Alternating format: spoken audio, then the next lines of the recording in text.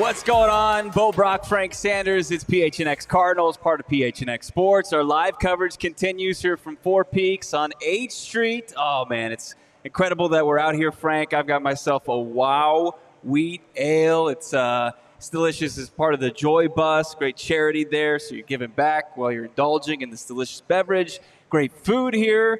And we're talking some Arizona Cardinals football. We're going to look ahead here about some potential record breakers, some single-season record breakers that could happen in 2022, plus how strong is the Arizona Cardinals tight end room. Of course, we've got you brought to you by DraftKings Sportsbook app, America's #1 sportsbook app.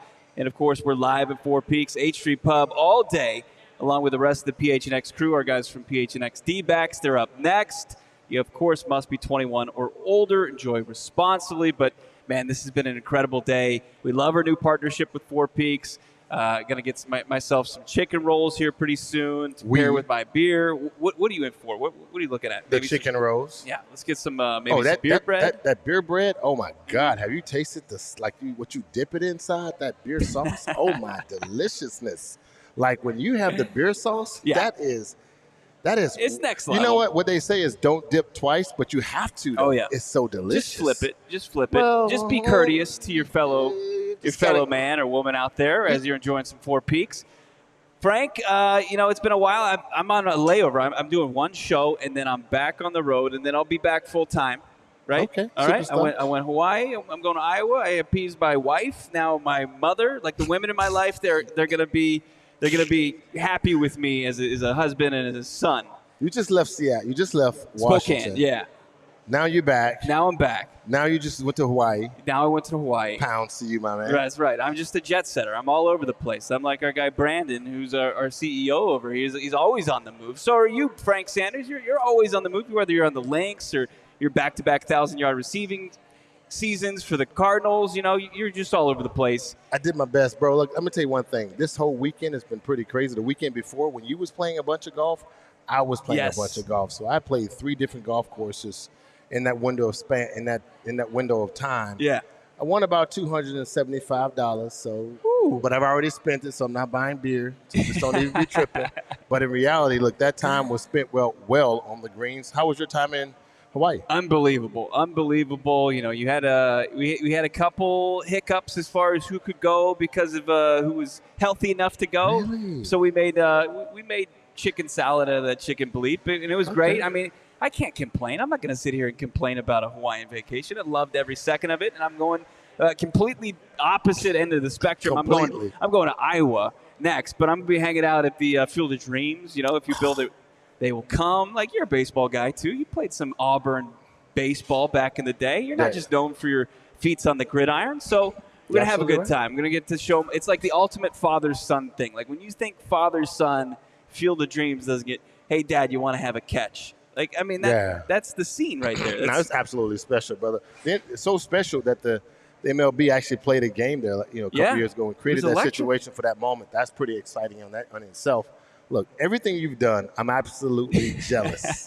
Like the last 2 weeks, I'm jealous. I don't have a mother-in-law, so mom passed away since I was 17. But in reality, to have that opportunity to do something for your wife and then go home to your mom, that's man, kudos to you, brother. You're winning points. You could do anything you want to do for the next 2 weeks. Yeah, that's right. Speaking of being able to do anything you want, how about quarterback Kyler Murray? Our guy Johnny Venerable says as far as negotiations go on his mega extension, they're trending in the right direction. Are we going to hear news soon of a Kyler Murray big money deal? Probably going to happen before training camp. I would think so. That's got rookie report on July 21st. You've got the veterans reporting a couple days later, and then you got training camp, the real thing opening up, preseason games, and the next thing you know, September's here, and you've got yourself the 2022 season. See you guys in the chat. Isaiah, what's going on? What's up, Josh? Josh is actually out here on site with us. PHNX Sports mega fan out there. Nice to see Josh out here in person. Josh. And, of course, we got our guy Noomsy in there. He says, allow me to introduce myself. My name is Hove. Yeah, that's right. H to the little Jay-Z. I love that. Absolutely love that on a Wednesday. We're enjoying ourselves out here at Four Peaks.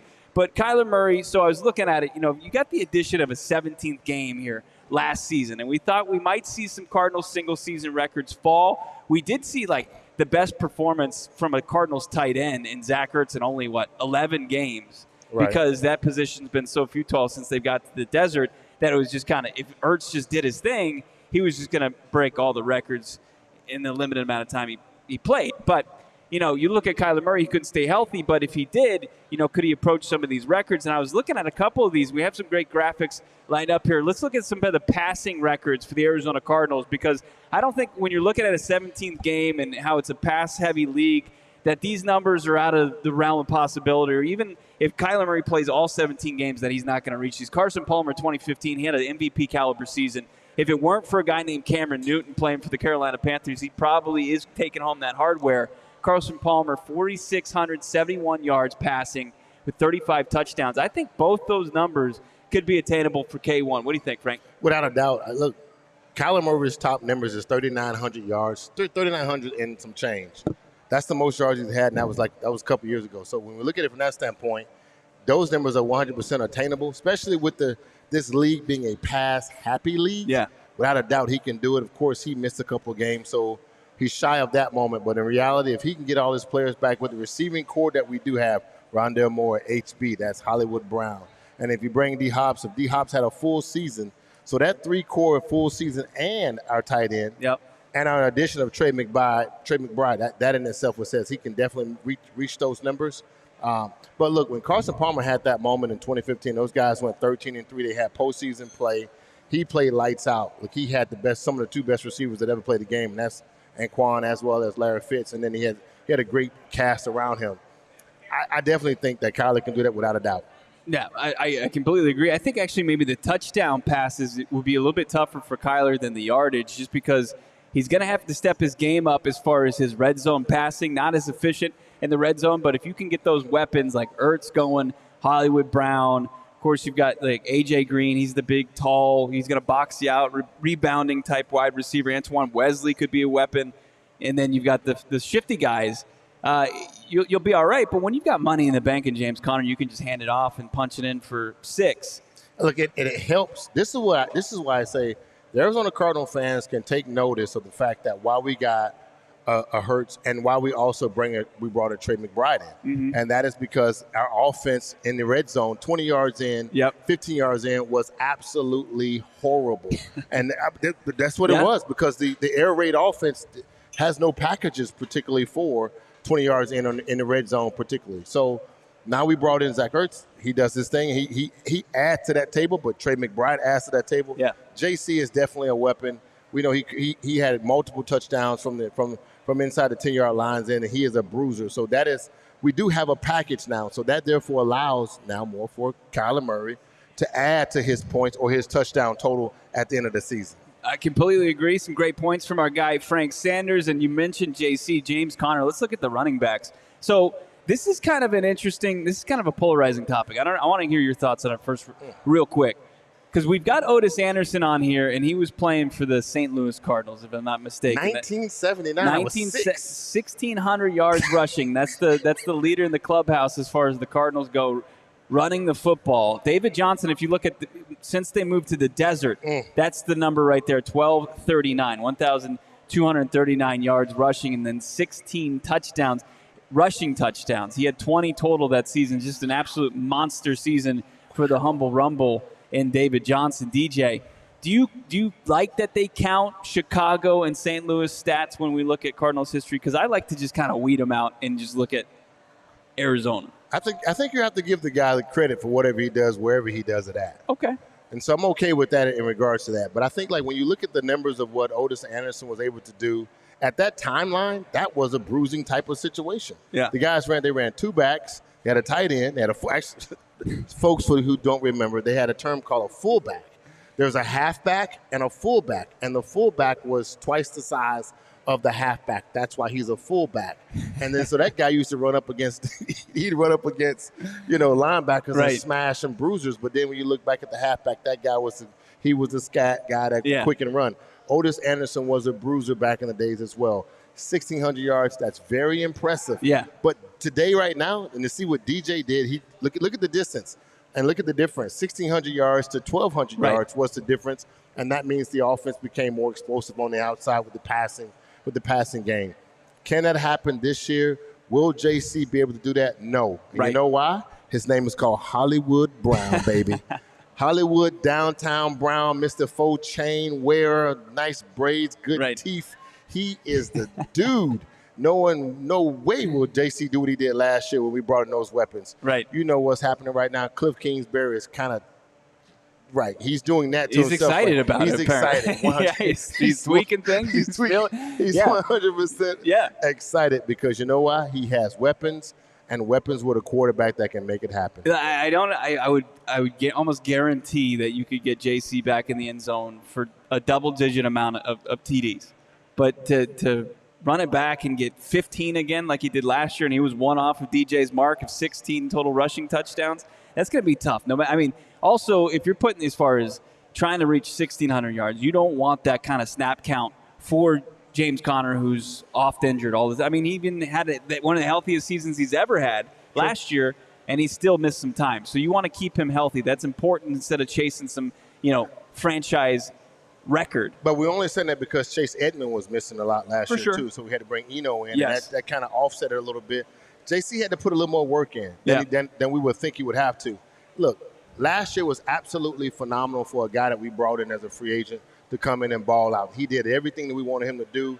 From the passing game, he caught balls with one hand, two hands, three hands. He caught them with his ankles, and he pounded people. He ran. He gave us an identity in that area. Everything that JC did was absolutely fabulous. I hope he can come back and return and do the exact same thing. Yeah. That would be nice. That would be lovely. But I just think that when we look at our offense and how explosive it can be and with the players that we do have right now on the outside, it's going to be a challenge to get him as many touches as he had last year. If they find a way to maneuver Kyler in the pocket and allow JC to become that second option, he will be the hidden ghost on our offense. And therefore, everyone's going to have to cover everybody on the outside because we got speed, we got agility, we got talent in our tight end. That is a defense neutralizer. But JC will be the open guy, and I expect him to have better yards in regards to receiving than I did last year than this year. That would be impressive. It was a nice 1,000-yard all-purpose yards for JC. You guys are absolutely just crushing in the chat. Low Tone Capone saying Four Peaks needs to get into the D-Hop thing. I absolutely agree that when I'm looking at a board of all their great beers on tap here, a D-Hop would be fantastic. Let's I know Hop Knot is one of their main things. Then we already got it. We got a Hop writes Knot itself here already. He just needs to come and sign it. Let's make it happen. Just writes itself. Of course, you've got Emma pointing out how tan I am. Thank you so much. Yeah, this got that glow. That's right. It's got that glow. It's got that glow. I got that coming back from vacation glow. We're going to continue this conversation Here's far my as golfer tan. Right. I got the farmer's tan for sure. You don't want to see these sleeves roll up, especially sitting next to our guy Frank with the gun show over here.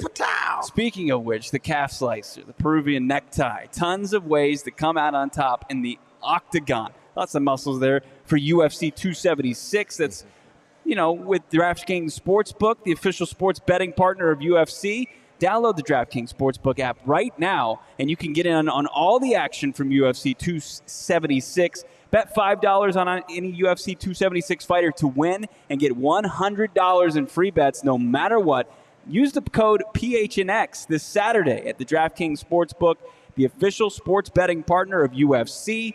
Minimum age and eligibility restrictions apply. See the show notes for all the details. But, of course, you want to get in on the UFC 276 action. The only place to do that, of course, is the DraftKings Sportsbook app. We're live from Four Peaks. We're continuing our Arizona Cardinals single-season record discussion, and now we're getting into my guy Frank Sanders' forte, the wide receivers. Now, this is crazy. Here you've got a guy, Larry Fitzgerald, Larry Legend. He's pretty much second most major receiving statistical stats as far as those go. But as far as the Arizona Cardinals record books, single season wise, he's really not even on the top of any of them. He's not, but that goes to show you that when he played with other great players. Mm-hmm. And so that's the difference. D-Hop's had 115, and he pretty much did it by himself. right? Like he just literally like elevated the Arizona Cardinals. When we brought him in as a free agent and him and Kyler connected, it was like a magical season. Yeah. And so we can't look past that. But when we look at Larry, we got to look at Larry and the multitude of quarterbacks that he had. But at a couple seasons in his life in the NFL with the Arizona Cardinals, he had also had a band of other brothers that was playing with him. He played with Anquan Bolden for some years. And so that in itself kind of takes away from it. But you're looking at two guys that were two-time Pro Bowlers for a couple of years in themselves. David Boston is my surpriser, though. Like, David Boston, like, DB in the yardage? From the Ohio State, David Boston. Talk about biceps. That guy was an absolute I know everybody from ASU hate that term, David Boston and his biceps, because that wasn't a good moment. No, when it wasn't. Ohio State played ASU. It was not. But, like, as far as receptions, as you mentioned, D-Hop, 115. David Boston is your single season yardage king for the Arizona Cardinals. I was there. 1598. What was it like being on the field, watching a guy get fed that much? Not hating, but pissed. Damn it, find me. I mean, find a home here, please, Jake. I'm open. But at this time, David had You're just out there running routes. No, David got what he needed to get in the NFL, and he had got the fame he wanted. He had positioned his body to a position. He positioned his body where it was strong, it was physical. Of course, you guys saw him on the Muscle Fitness magazine. He had 12 packs, not 8, not 6. He had shoulders on traps. He had traps on traps. He had biceps on biceps. He was a walking calculator of muscle, without a doubt. This dude looked special, and no one wanted to touch him. So almost about 1,600 yards is pretty special, but that's not. I don't think anybody in the Arizona Cardinals are going to get somewhere close to 1,600 yards. I don't. And when you look at the history in the past, the most yards ever caught by a receiver was Calvin Jackson out of Calvin Johnson. Yep. Almost 2,000 yards, and then following him, Cooper Kupp last year, 140-something catches, 115 and 140. If you can get the 140 catches, it's a good chance somebody's going to break that. Can you imagine? I mean, you were out there running routes when David Boston was catching nearly 1,600 yards worth of passes. I mean, if somebody's getting force-fed the ball, getting that target share, I mean, that would be something to say. I mean, 115, it felt like it with D-Hop, that as you said, 2020. I mean, it was just ball after ball going into his hands. He had about 1,400 yards that year, too, D-Hop did. I don't think anybody touches these receiver records. We see put that graphic back on. The touchdowns, Fitz, as far as since the team moved to AZ, he had 13.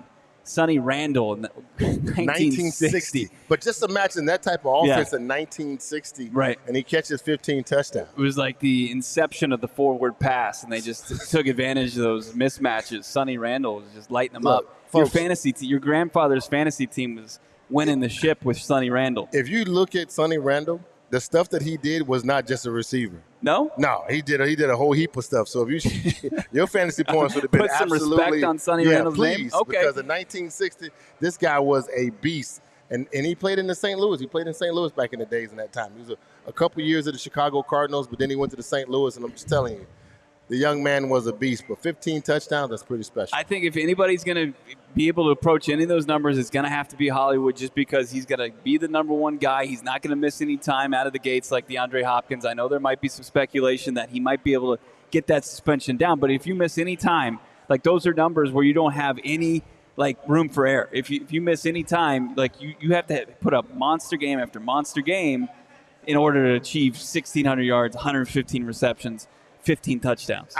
I would say from a receiver standpoint, you have to be an alpha. Yeah. Oh, yeah. No, but I don't think he's an alpha. Like, I don't see HB being an alpha compared to what D-Hops is.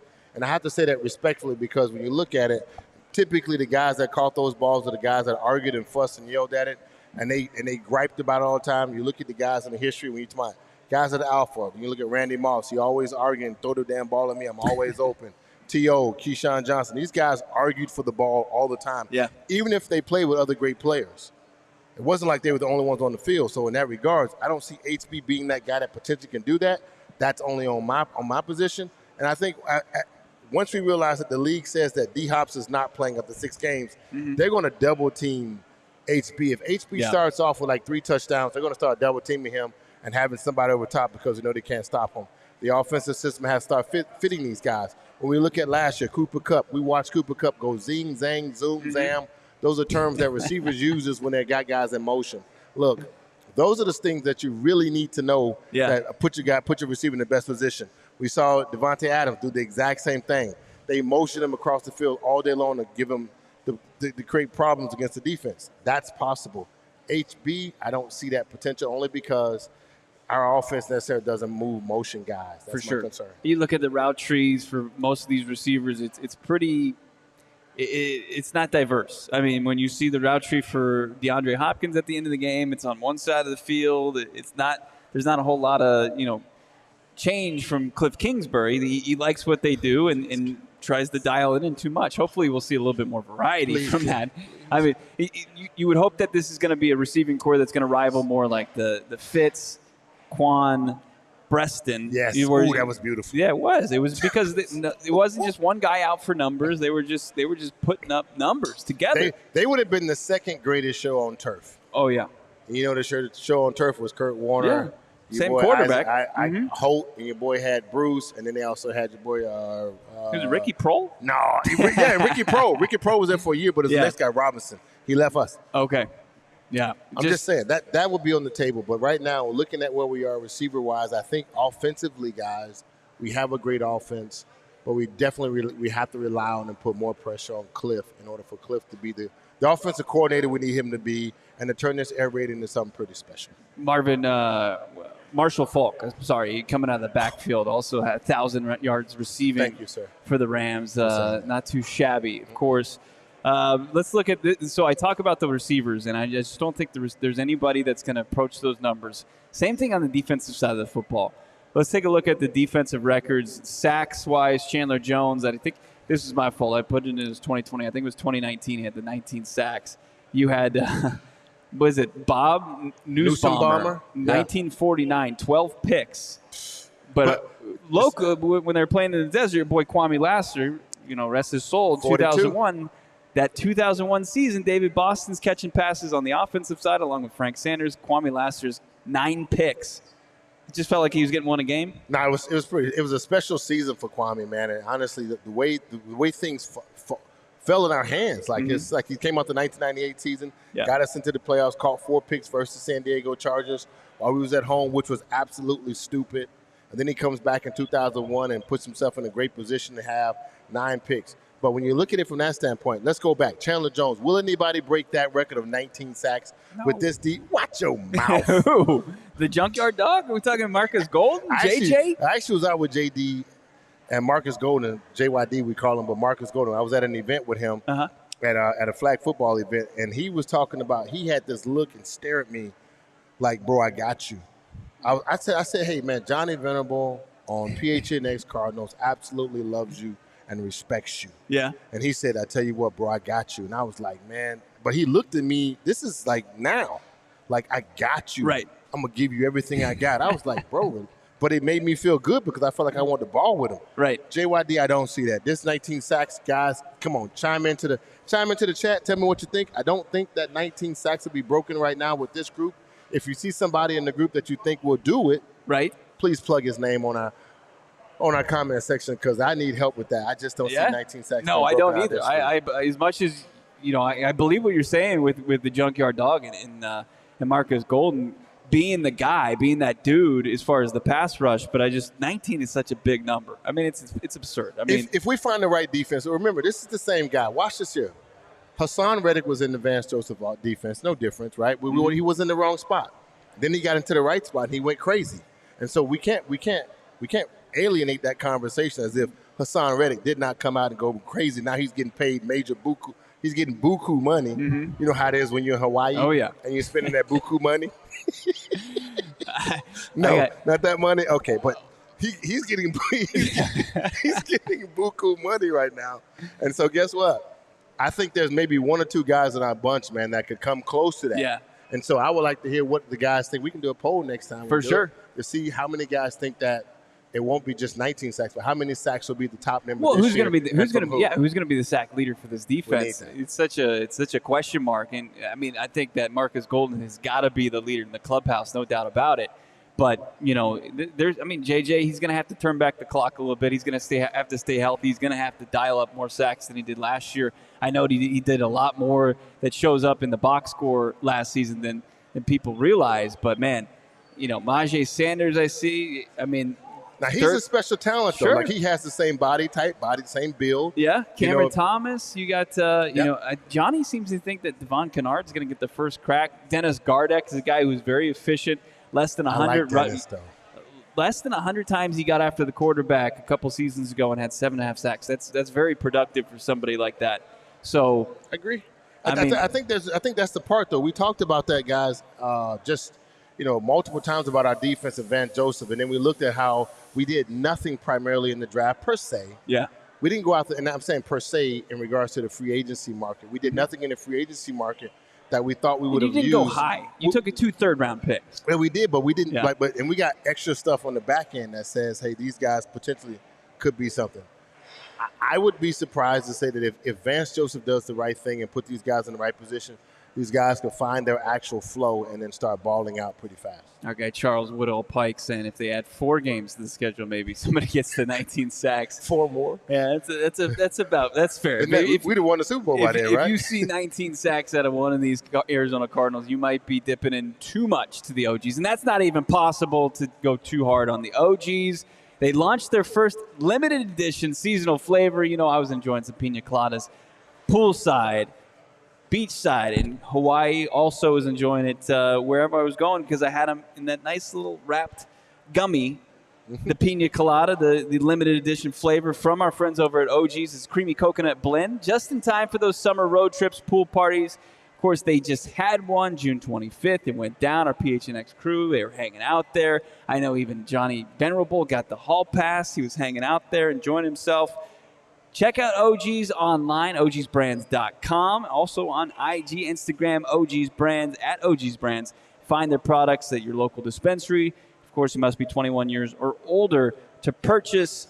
Of course, COVID-19 vaccines are free for everyone 5 and older. We want to continue to do cool things like the Maya Day Club, OG's party that went down. Well, you got to go get yourself that shot. COVID-19 vaccines are free for everyone 5 and older. Those 12 and older are now eligible for the booster. Visit azhealth.gov/find vaccine for a location near you. Had a fun time so far talking about some records that could fall. Now, I know Frank put in some work as far as some other records that not concerning the Arizona Cardinals, but some other random records that might blow your mind. So here's a great question. So. All right. The most chicken wings ever ate in 30 minutes. How many do you think? The most chicken wings ever ate in 30 minutes. How many do you think? Are we going like actual wings or pounds? A chicken wing, brother. Like just a wing. Okay. Like just a wing or a leg. I'm going to say the most in 30 minutes. 120. 501 chicken Holy wings. Shit. Joey Chestnut guy? No, in 30 minutes. And it's a girl. It's a young lady. It's a woman. Not that it can't happen. Mm-hmm. I'm not tripping. I know y'all y'all eat pretty good. It's my wife when she says, no, you order it and I'm just going to have one. And then she has 500 and how many? 76 in 30 minutes? Where the fuck did all my chicken wings go? I thought you said you're just going to have one. 501 chicken wings ate in 30 minutes. All right, what else we got? Another one. All right. The fastest insect in the world. Fastest insect in the world is an Australian tiger beetle. 5.5 miles per hour. How much? 5.5 miles per hour. Oh, that's how fast it moves. I'm smoking that beetle. You're not touching that beetle. You can't hit that beetle. You said I can't go 5 miles per hour? You know what? I don't want to. I've been touching these libations right here. And here's my favorite of all. Okay. So I put on the post, I said that I can't really chug a beer. Mm-hmm. If you said, Frank, let's get a chugging moment. Our guy, Johnny, JV gets dragged for this. He does. You kind of I'm somehow second get place, lost in the... But I'm second place. Yeah. I'm definitely not second place, I'm third place. Mm-hmm. Because it's you, Damian, me, and then JV. We have to settle that. I don't want to take a... We saw it. Yeah, but DA's right there with me. My brothers, how fast do you think the fastest beer was ever chugged? Seconds, though.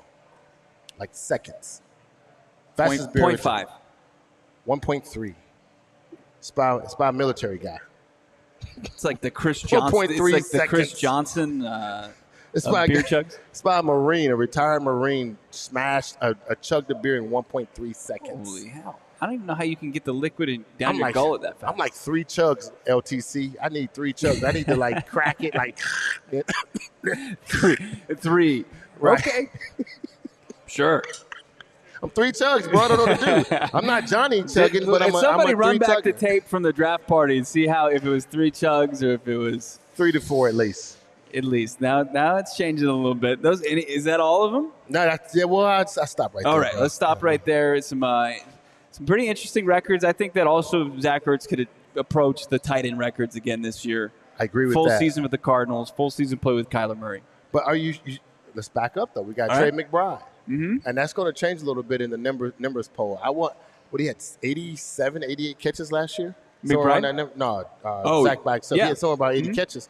That, to me, kind of concerns me because we have bring Trey in, and we realize that our offense has to change. Our offense has to change to be impactful. We have a very tough schedule ahead of us. It's not the toughest schedule statistically by any means regards in the NFL toughest schedule. But we have a very tough schedule. Teams that we know we're playing that have went to the Super Bowl, teams we know we're playing that have won the championships. The AFC North, we know these guys. They're bringing heat. They got young quarterbacks, a lot of young talent, and so. But we have to rise up to the occasion for that moment. And I think we will. Yeah. But it's definitely going to be a tough challenge. Yeah, I think Ertz is just going to benefit from the mismatch, the inability for defenses to key in on him. Because if you don't, then a guy who's as young and athletic as McBride, he can kind of eat you for lunch, kind of get lost in the shuffle, and that'd be good for the Arizona Cardinals as a whole as far as approaching records. It's just I like what Steve Keim's done as far as transforming this tight end room. You had last year, like the tight end where George Kittle and Greg Olsen and all these well-known tight ends, Travis Kelce, are inviting all the well-known tight ends to work out with them. The Cardinals didn't have a single guy there.